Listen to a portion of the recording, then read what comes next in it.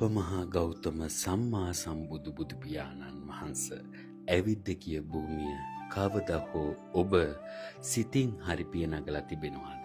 මෙම වීඩියෝවෙන් මම සූදානම් වෙලා තියෙන්නේ අප මහා ගෞතම සම්මා සම්බුදු බුදු පියාණන් වහන්සේ වැඩ සිටි දඹදිව තලයේ මා සියසින් දැකපු ස්ථාන නැවතත් ඔබ සමග වන්දනාමාන කිරීමටයි. ඉතිහාසයේ ලියවුනේ පොත්වල, නමුත් ධර්මය තවමත් ජීවමානයි. ඒ ජීවමාන ධර්මයේ උපන් දඹදිව තලයේ වන්දනාව අපි මෙසේ ආරම්භ කරමු. ලුම්බිනියයි.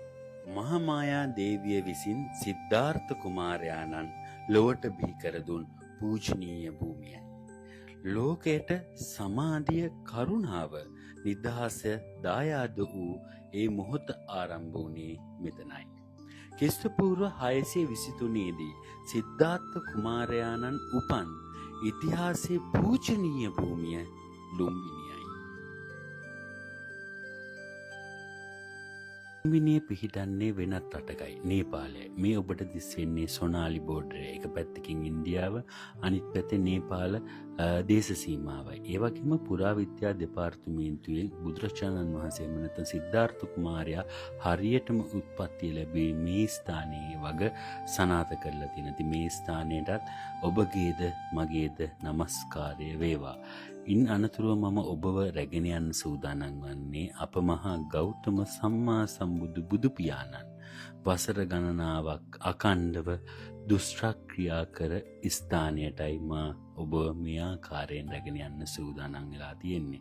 මේ ස්ථානයේ ඉඳලා තමයි අප මහා ගෞතම සම්මා සම්බුදු බුදු පියාණන් වසර ගණනාවක්ම දුෂ්ක්‍රියාව කරපු ස්ථානය. මේ ස්ථානයටද ඔබගේද මගේද নমස්කාරය වේවා.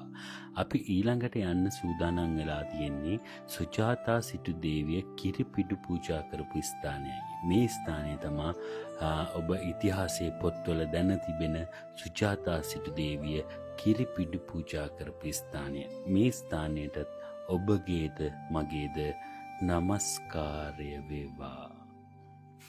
මේ තියෙන්නේ සුජාතා සිටු දේවියගේ නිවස පිහිටි ස්ථානයයි.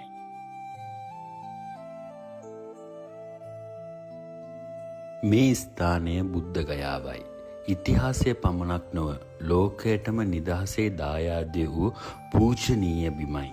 සිද්ධාර්ථ කුමාරයාණන් දුෂ්ක්‍රියා අතහැර මධ්‍යම ප්‍රතිපදාවට පිවිසූ පසු ජයසිරි මා බෝ රජු යට අදිෂ්ඨානයෙන් හසුන්ගත් ස්ථානයයි.